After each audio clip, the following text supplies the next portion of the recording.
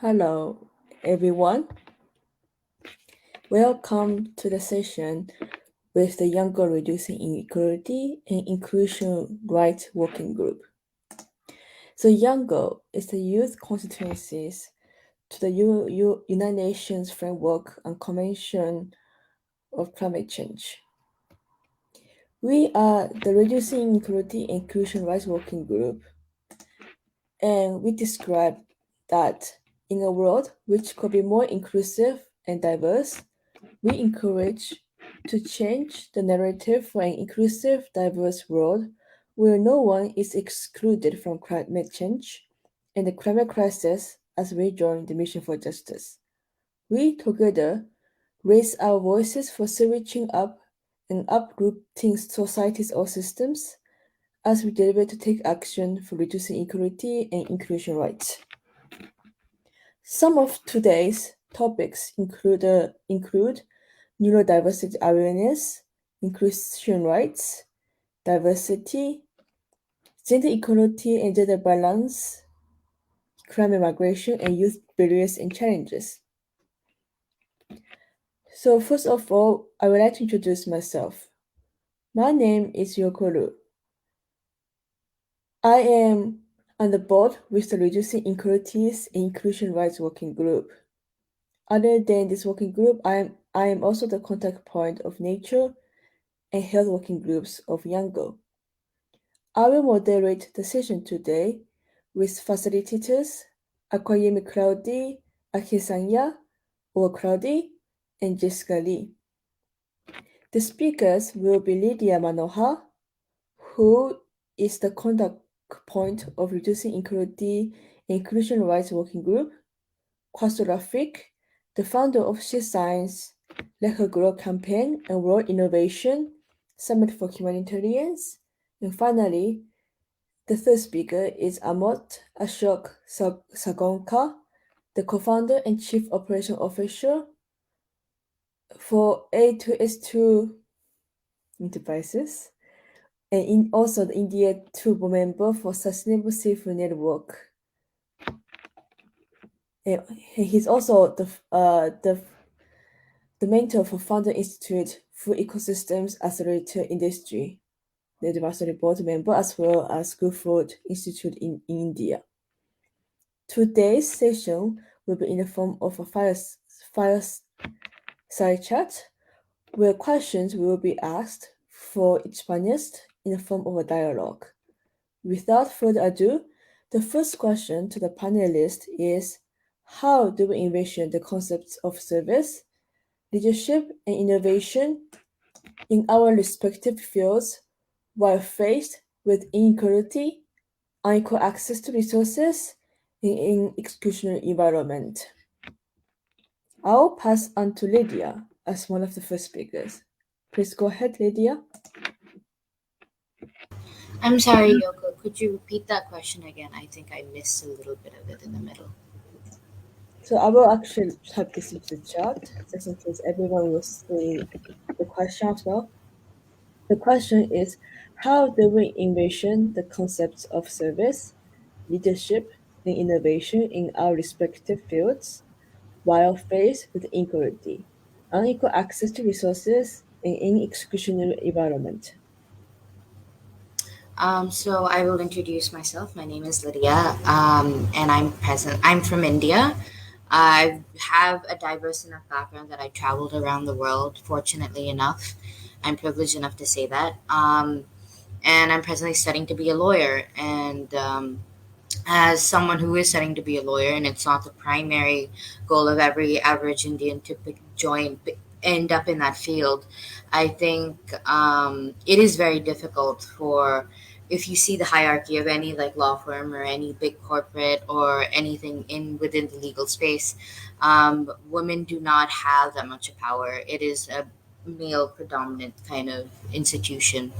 Even in the environment space within these law firms, there are very few in within, at least in the Indian space, it is very limited. The scope is very limited, and I think it is a massive problem that there should be more dialogue, more talks about this. It has to be more uh, there should be more conversations about this.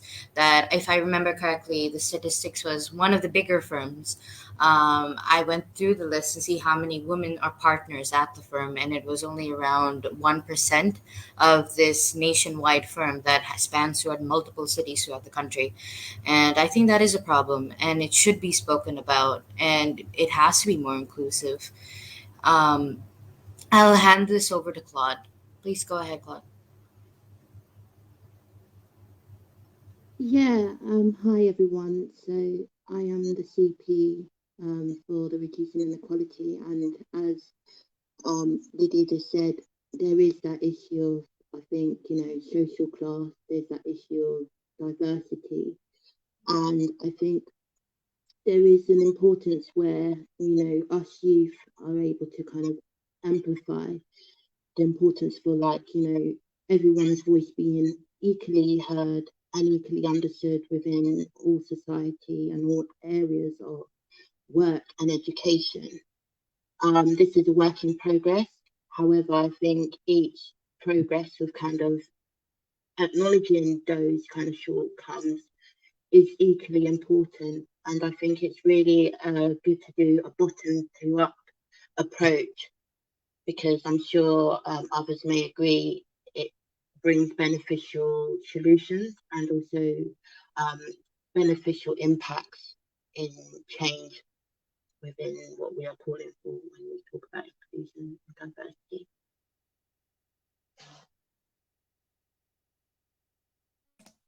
Thank you. And yes, I must realize that I made a mistake earlier today. One of the speakers is not here today, which is Amor Ashok. So the replacement speaker will be Akoyomi Cloudy. And I will pass to the next speaker, and Kwasa Rafik. Please. Sure. Thank you very much for having me. Well, being humanitarian, maybe I can talk with that ecosystem and the architecture. I must say we have to invest on young people so they can at least contribute and play their part effectively to bring a positive change in their communities and manage different leadership roles, whether within the private sector or at the government institutions, in order to deliver their services. And when it comes to like specifically innovative approaches, I would say, keeping in view those specific subjects, I would say we have to equally give access to ethics or races, but it's better to give them fair access, fair and equal access to avail the services within different institutions, so they can actively contribute and play their roles as young people to bring a positive change within their communities. In addition, we have to provide enough opportunities. I think this is something very important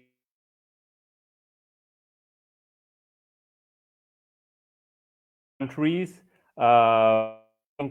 We have to provide enough opportunities to young people, women and girls, so they can at least ensure their overall ownership with their respective roles and then contribute effectively for their nations. Because from my perspective, youth is the future of any nation, and I think from inclusive point of view, they should be the top priority for any institution, for any government. Thank you.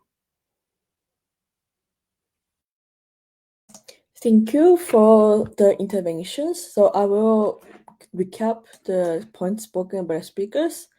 So women and girls were mentioned highly, as that in so India was one example that was mentioned, where scope is limited and also more dialogue is needed to mention about this problem. And also there was another problem is that even though the national firm is spread across more, but only 1% of it is inclusive, and therefore should be more inclusive. And also education has to be more included, and young people is the future. And yes, that is the summary of the previous speakers. And maybe I will also, because we have more time, I will also speak on my own perspective. That So in this, like innovation and leadership inequality, is that often men, as mentioned before, has been highly educated, and some of these education topics and the studies are quite selective, especially, well, again, in India, that studies like for like really STEM, like science, technology, and the STEM is really limited, as in the engineering, medicine, are some of the mostly common studies in India, and others are really not so much focused. And also, all of these are related to human rights as well. That the reducing equality is also part of human rights insecurity. Is that without all of this, then the rights to human rights is not really not solved by United Nations, for example, and therefore it is extremely important to talk about this equality and equal access and really push the youth's voice to United Nations and to make sure that all of this really happen in place and really push forward without like just the negotiations, just talk, but they really need to be implemented as well. Since we have a little bit extra time, does anyone want to also add more points? Like Jessica, do you want to talk about this as well? Yeah, if I may, I think it's so great that you brought up about human rights. It's a topic which is really being challenged at the moment, especially from the UK point of view. I think, it's so important that individuals are able to have their freedom of speech, but also equally feel that they are able to have choice as well. And as we see in particular countries where, we have like inequality of health, inequality of like poverty, inequality of, I think, understanding of neurodiversity in particular, it's so important that we are able to kind of, I think, take action and, of course, make sure that we call for the importance of individuals' rights being acknowledged and not being kind of hindered. And I think this is why inclusion and reducing inequality is such an important topic, which is really urgently being like addressed by us youth here on this call. But I think in general, and making sure it's a continued conversation of action as well, because it's always being challenged, and that is really quite concerning of the forces which are at bay in regards to this topic, which, is always a work in progress. But what I am glad is that, there are working groups out there like, the younger and also the working groups of the Reducing Inequality and Inclusion Rights, and the importance of discussions like this to inspire others as well to take action. Thank you, Jessica.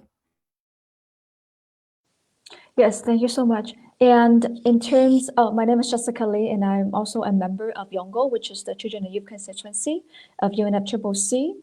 And we know that youth in particular faces more challenges. Reason is because one, we are perhaps just entering the workforce. So we are finding a stabilization in the job force, and we are finding a stable means of economic I would say economic support for ourselves and also for our family. And we also have to face challenges that have been present in the past. But when we present ourselves either in the community service sphere or even in the workspace, we have to best accommodate ourselves, adapt ourselves into the environment or the structural system that has already been in place. And a lot of times we come in with a predetermined condition or a perception that we may be seen as innovators or we may be seen as disruptors. And if we are seen as disruptors, we need to be a positive disruptor, meaning that we are the motivating force to drive innovation, to drive leadership, and to drive service. And at YOUNGO, we have a platform of thousands voices strong, and every single day we commit ourselves to achieving and to promoting the Sustainable Development Goals, especially the climate goals.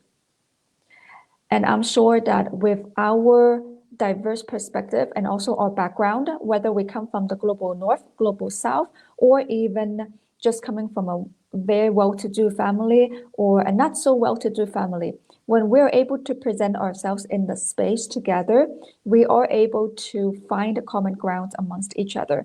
And the recommendations, policy papers that we write collectively will enhance the structure of the global governance. And this can very well include climate governance. Thank you. Back to you, Yoko. Thank you. That actually tied into our second question. So the second question is, what tips, resources, and suggestions do you have for youth and young adults to overcome challenges and create an inclusive, intercultural, and intersectional environment? Since Jessica has already partially answered this question, I will go backwards and pass to Lydia. Oh, wait, actually, Cursor. Backwards is Cursor, yes.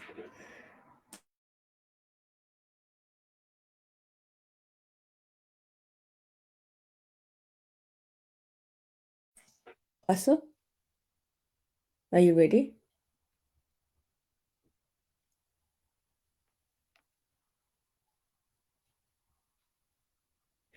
It seems the quad person might have technological issues. Now maybe Lydia or Koyami can just speak up. Okay. So what I would say is, first and foremost, make sure you can able to reach out to younger. This is one of the starting points, and you can become a member. And then also you can feel free to take small actions if you are not at that stage. And you can take small actions by doing petitions and also by taking actions within your own community. But what I would also recommend is the information which we just put in the chat for anyone's reference. You can feel free to join Younger and then also become a member to then end up join our working group of Reducing Inequality and Inclusion Rights, if that's your field of interest in taking action.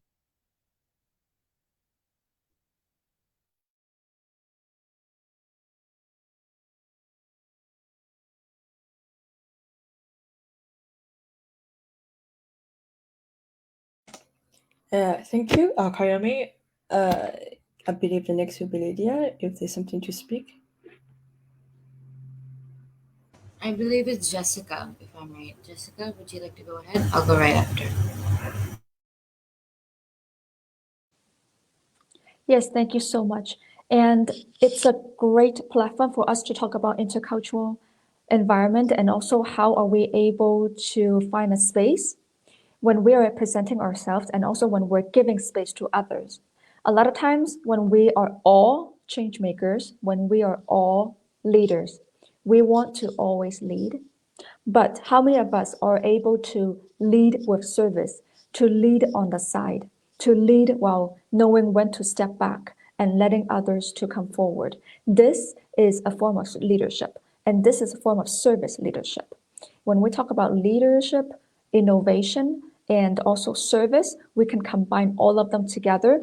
Innovation is very much needed because every culture, we have ways that we can bring our wisdom, meaning that our cultures and also our ethnic backgrounds, we may have wisdom and knowledge that we can bring, for example, indigenous, that we can bring to the table, we can share amongst each other. And this is a way for us to find resources that have not been found before, because a lot of the native and the familial resources, this might not be known to many others. And so when we're able to share and we have that willingness to contribute, this is where we see the breakthrough. Breakthrough meaning we are breaking through the limited resources that we have on Earth and also the natural resources that we have. Many of us now are championing for a more regenerative agricultural practice, and also more plant-based diets. And one, we have to see why we need to do so, what are the implications to the environment, and also how are we able to maintain the same nutritious values if we are able to commit to more of the plant-based diets. And also regenerative agriculture too. That and also agronomy. So those two are some of the practices in the agricultural agri-food system space that we can explore more on to maintain a sustainable environment and to also let enough time for our ecosystem to regenerate itself while we continuously consume the resources. And here we have to speak about the importance of intercultural findings and also diversity in approaches, finding approaches. Thank you, and Lydia. Thank you, Jessica. I think that's where I wanted to stem from, actually. I think trying to form groups within yourselves, amongst yourselves, trying to create communities amongst yourselves. I think having communication, open lines of communication, and being able to talk about different intercultural communication, different kind of perspectives, try to identify where you are. I think it really does help get overcoming these challenges to create this more inclusive environment. I think there's so much to learn from every single community that we can take from that we never have heard ever or known before. And I think this is very necessary amongst the youth, especially because our generation is we have social media, we have the internet, we're more interconnected ever than before. And I think we have to take this opportunity to mold this future for ourselves that is more inclusive and more that's more inclusive for all of us to live in. And I think more inclusive we are, and the more culturally, interculturally we are committed to each other, I think the more opportunities there are for us to grow as individuals and overall overcome our challenges. Thank you. Great. Well, I'd like to go and provide some recommendations or suggestions, keeping in view such challenges, because creating inclusive society itself is a big challenge. So I must say that we cannot always build the future of youth, but we can build youth for the future, which is, I think, very important. And it is difficult for different youth-led institutions and different respective governments to ignore youth because they are the assets of their nations. I would highly suggest, especially to youth-led institutions and different governments, to develop a partnership between youth and them so they can at least come across different in-person interactions with different kind of challenges, and then they can create a conducive working environment or impactful communities within their respective countries. In addition to that, I must say that we have to provide viable or conducive environment for business ideas specifically for youth, which they can further conceptualize, plan, implement, and nurture along with different institutions and governments within their respective countries. And specifically, the youth, those who have resources and those who are strong and independent, they can play their role and contribute to politics, economics, and overall development of their respective countries. In addition to that, I must say that we have to prepare our youth for the future and try to understand their visions, goals, and aspirations. Last but not least, I must say that we have to provide a safe space to youth where we can hear them, where people must listen them. Thank you very much. Thank you. I will just quickly also, instead of summarizing, I will also quickly add to that point.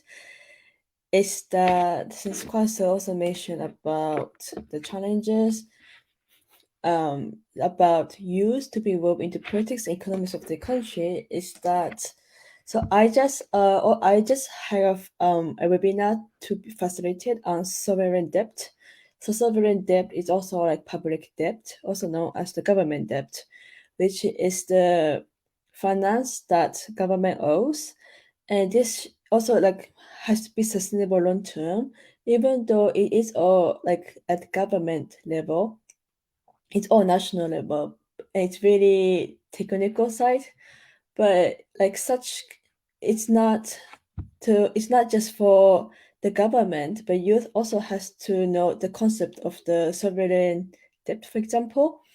Like I would be really really briefly. So the International Monetary Fund is one of the organization that also addresses the sovereign debt and really how to ensure that the nations really work towards a sustainable sovereign debt, and so that they can also be like contribution to this debt and to make sure that they also paid long term, and to be saved that really easily, that also youth has to be really considered like at this level, the national level, that they're part of this global economic chain, that they're part of the steps, that it would be really could also to for the youth to know about financial aspect, even though like we all think about like food systems, like agriculture or ecosystem, nature, water, vice versa. But also when we think about finance, we tend to think about our own finances, but not really at the national level. And therefore, it is really also important to really consider the aspect at national level, that how the government also helps us and how it's really part of the global problem, as in, for example, to reduce the 1.5 degrees according to the IPCC, and that is also the national level, and therefore everything's connected, and therefore it is really definitely important to think interdisciplinary, and also as a system thinker, as everything is interlinked. Yes, that's it for me. And then finally, the third question is, what ways do community members, especially vulnerable populations and youth, effectively engage in community response activities to enhance community building and awareness? So I will pass to Jessica this time.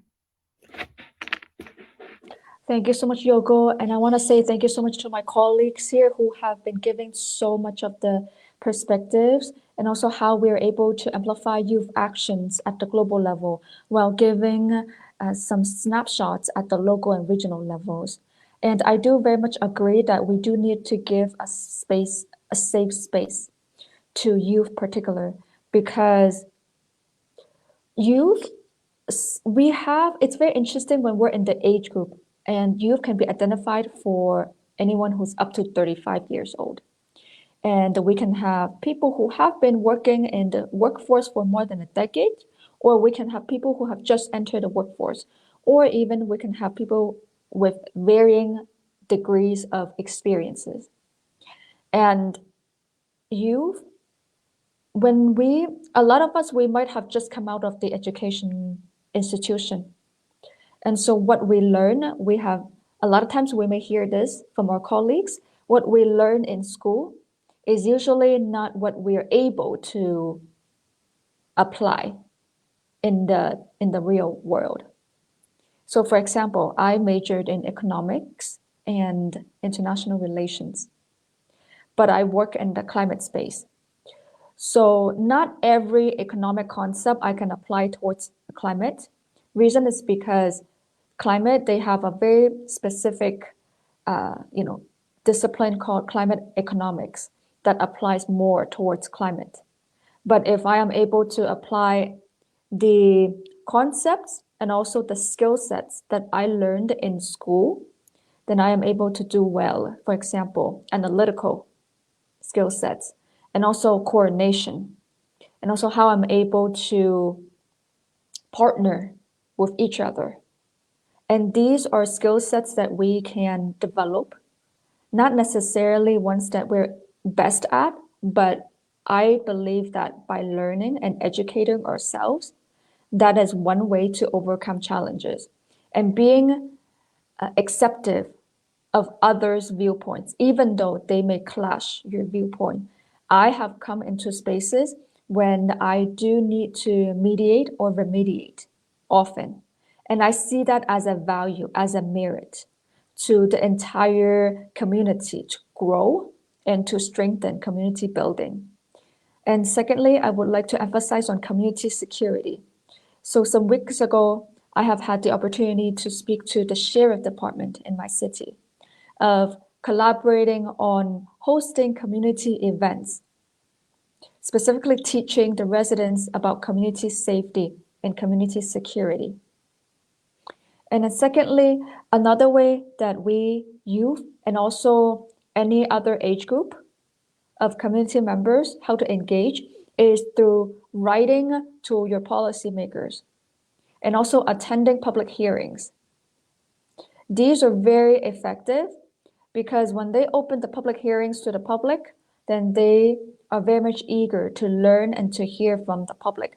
After all, the policies, the funds, the public funds that are allocated to the communities are based on what we need, or based on how much we need, or based on how we're able to accommodate the resources and allocating it to each and every needed space. And here we can talk about arts, and also we can talk about climate, we can talk about transit, public transportation, public health, and then also real estate, how we're able to apply the public fundings towards each and every sector or each and every department in each and every field. And thirdly, I would like to talk about technology. Some of the vulnerable populations, they might not have access to the internet, and that is a known issue worldwide. If the internet is not stable, technology is not good, we can call in. I have called in several times because my internet crashed and also because I don't have enough data. But usually I would try to call in to just participate. Even if I am just listening to a 3-hour session, I would participate. Because afterwards, I can follow up with the policymakers, with the presenters, with the organizers, if I am not able to present at the moment. So much of our advocacy work is done after the 1-hour session. And then fourthly, I would like to emphasize on language. Many of us can speak more than one language. And here I would like to motivate and empower each and every one of us to use our linguistic skills, to use our linguistic talents, to help translate, to help facilitate communication, to ease communication, because you will get a lot of gratitude when you hear a speaker or even a presenter or participant comes back to you and say, "Thank you so much for the translation. I am not able to read and write English really well, but through your translation, I am able to understand the full session." Just that one simple thank you can mean a lot. And because we are helping and supporting the community by bringing one person up. And this is the aggregate effect of community service and public service. Thank you.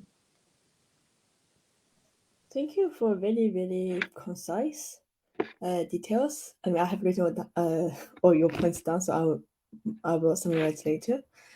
I will give it to Questor to speak. Thank you very much. Actually, this is my subject. I've been responding to communities in different regions, especially in Asia, Africa, and the Middle East for the last 16 years. I would like to say that I would like to suggest actually or recommend 3 different areas, especially decision making and engagement of the targeted communities. The second one, I would highly emphasize on investing on communities from community capacity building perspective or empowering them. And the third one is resilience, which is something very important. So keeping in view decision making and engagement, I would say we have to highly invest on our targeted communities in terms of like engaging them within the overall designing of different program activities at the very beginning of the project development stages, instead of later on you're gonna go and engage the communities, which doesn't make sense to me. But at the very beginning of the development and the designing phase, then they will ensure ownership and they will try their best to effectively participate in the designing phase, because they are the best drivers to let us know that what are the gaps and challenges within the communities and how best organizations can further overcome them through humanitarian and development support. The second thing is decision making. I think until or unless we will not give them a space to take decisions for themselves, nobody will come from outside and take decisions for them. So we have to invest on decision making skills within the community. So then when organizations are leaving, then they have enough skills to take decisions for themselves, and then they can further coordinate with respective institutions within the country if something would happen.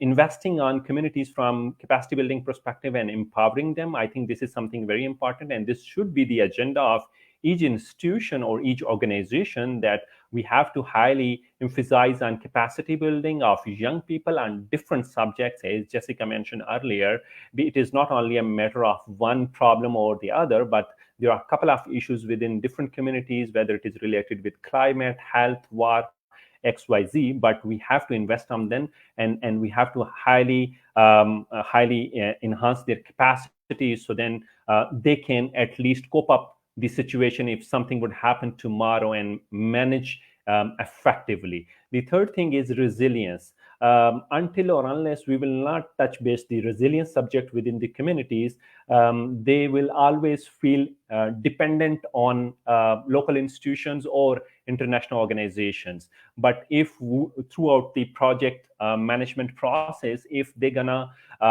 organizations will invest on resilience portfolio, then I must say that after some time, once organizations are exiting from one or the other area, then the respective communities will have enough skills to face any kind of natural disaster or man-made conflict and manage effectively for themselves. Thank you very much. Let's continue on. Yes. Sorry, Lydia or Kwayami? I'll go ahead. I'll talk in a different perspective. I think one of the bigger perspectives is from the mode of government, and even on local level of government. I think, especially me being from India, we have something called quota basis for people from different marginalized communities within the government space, and I think this is often at times this does help, and it shines some light to that these communities have there will be a definite amount of representation within the government, and let it be local government, let it be higher up into the international level. And I think that what Kazir did mention was that there needs to be something that we can develop these people from the bottom up so that they can take care of themselves eventually over time. And I think that is very much necessary, that quotas do not just alone cut it. Why I brought that example was over the history of time within India, I don't think that it is enough to have a quota, just to have one single representation. I think that there should be more people that should be able to come up without being there being specifically allotted seat just for a quota system. So there should be on the ground level kind of capacity building. There should be communication within these with these communities, and I think there should be assimilation as well. Assimilation within there should be conversation with the local government and these people on a regular basis for from a variety of reasons. I will give an example. So we can talk about the tribal regions within India, and that they live primarily in forests, and there are special regulations by the government for them. But the communication between these two parties are very, very limited because of, for many reasons, they don't have any sufficient. One thing it could be is certainly communication is one of them. The other could be the other is that there is no representation of people who are tribal within that space of the local government to talk to them. So I do think that there should be, representation in government in itself rather than just having capacity building. There should be also capacity building, but there should be representation within the local government and the higher up forms by larger means, not just by the quota means. If your government has that, I'm just talking from my perspective, that is not enough, that there should be more communication, and that there should be more people that are willingly, voluntarily joining the government and trying to work within the government space. And from to do that, Kozir was very much right that there should be capacity building within these communities enough to hold themselves over the longer duration periods of time throughout generations to come.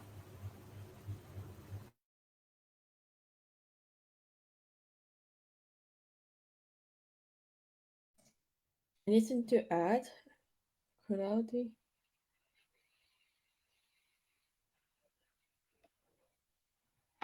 Anything to add, Akoyami? No? Thank you. Yeah, I think I agree with everything which has been said, and I think there needs to be even more spaces like this. It's been a pleasure to be on a panel with, these wonderful individuals, and I think it's so important that we're able to kind of keep up that creating these bottom to top actions, and also make sure that we have spaces like this that are able to kind of give other individuals insight, and also the importance of making sure that we ask the difficult questions when it comes to policies, and we also make sure that we are keeping an eye of the policies which are being in place, and make sure that we are part of the policies as well as youth. And also from a leadership point of view, I think blended learning and making sure that leaders are accountable within the way of how they are delivering for their community, but also in the importance of informing others and other youth, and then also making safe spaces as well equally. And I think the importance of more accessibility, and the importance also, which could be, is making sure that, we are making peaceful protests, but equally delivering the message and educating others about these important topics as well, and of how they can get involved with many actions as well. Thank you. Thank you. Is if Ahmad is here, please turn your camera on and your microphone on, and add to any points that were spoken just now.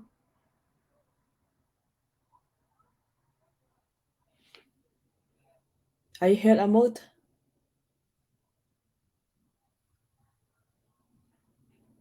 Maybe I will just continue on with this question.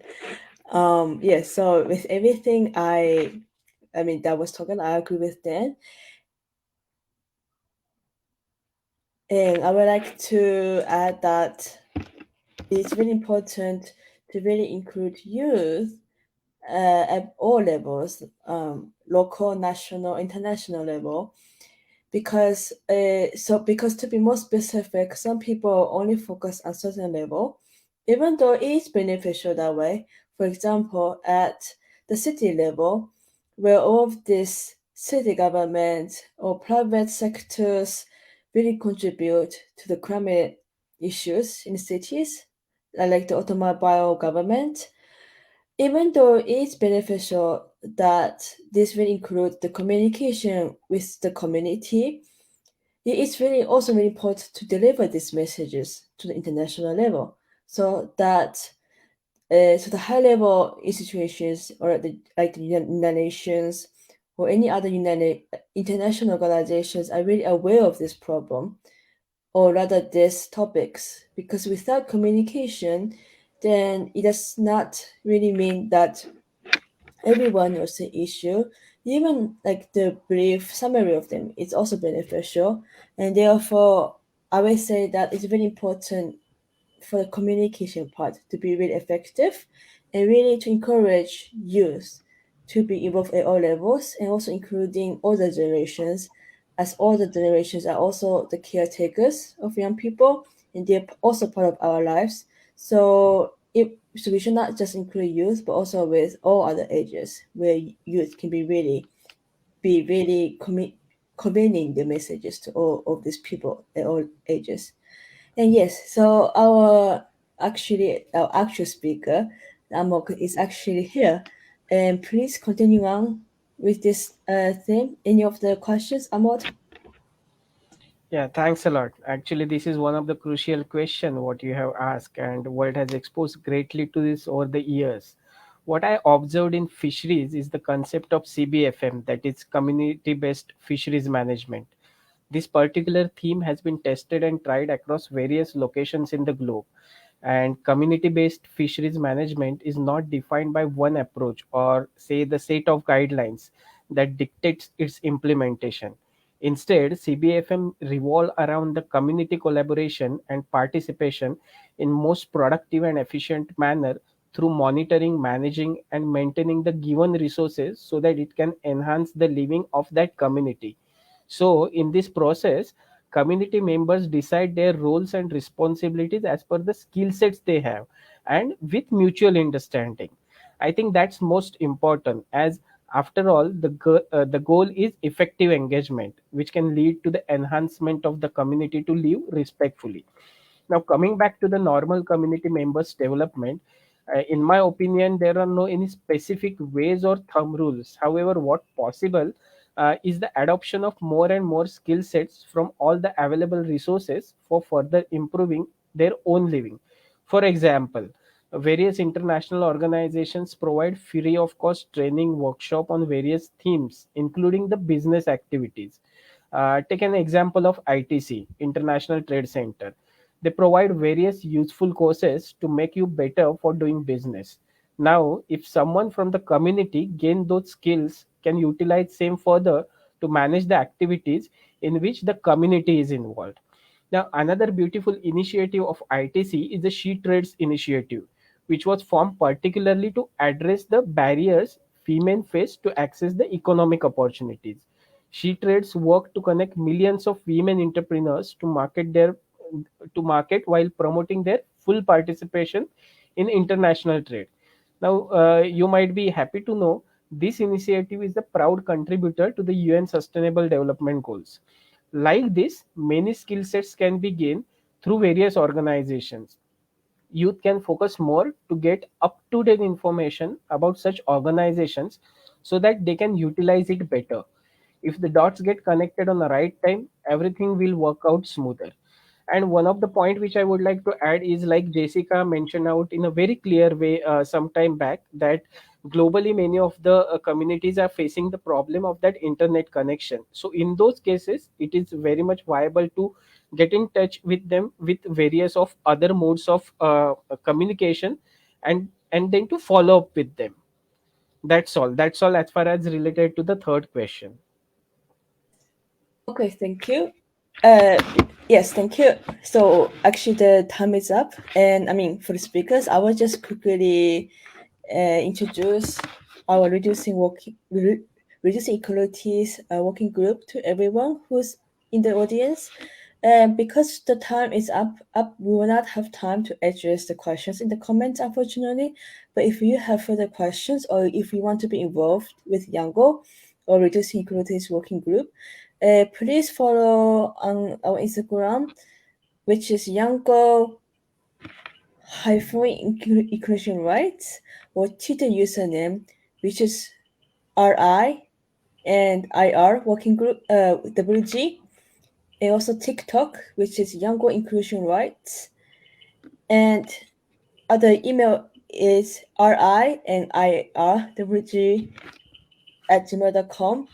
But however, if you want to follow Younger in general, the the name for the Twitter is IYCM, which is pretty easy to follow.